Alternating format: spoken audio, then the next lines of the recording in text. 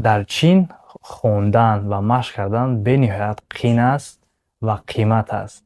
Ман дар он зал дигар пул дода натавонистам, чунки набуд ва намехостам падари модари худро бигӯям, ки барои тамрин кардан ба ман пул равон. Чунки ман дар он ҷо бо стипендияи давлатӣ мехондам. Падару модар ҳамеша фикр мекунанд ин пул басанда аст, вале намехоҳам ки вайро ғам диҳам. Ва охирон устоде ки буд, ин номаш Ван Син, як аз ҷумҳурии Чин. Бо вай маро ба залаш даъват кард ва дид, ки ман бисёр дастовардҳои хуб дорам. Маро дар он ҷо тамринамро бепул монд. Баъдан таҳти роҳбари Ван Син, яке аз устодони машҳури Чин, машқро давом додам.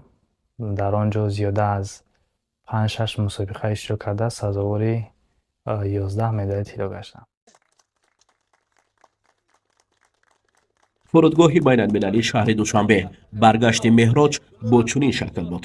болои шона парчами хушранг ва ба гардан нишонаҳои заррин. ӯро наздикон ва хешу ақрабо бо гулдаста истиқбол карданд.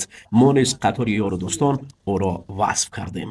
дар соли 2023 аввалин нишонаҳои тилло, як нафар бо 4 нишони тилло, аниқтараш ин нафаре ки Меҳроҷ Камолов аст. Меҳроҷе ки дар намуди ҷиуҷитсу тавонистааст ки бо қаҳрамонӣ бо ҳанамон усулҳои тоҷикона рақибонро шикаст дода, як бори дигар аз таҳмтании ҷавонони асили тоҷик нишон диҳад.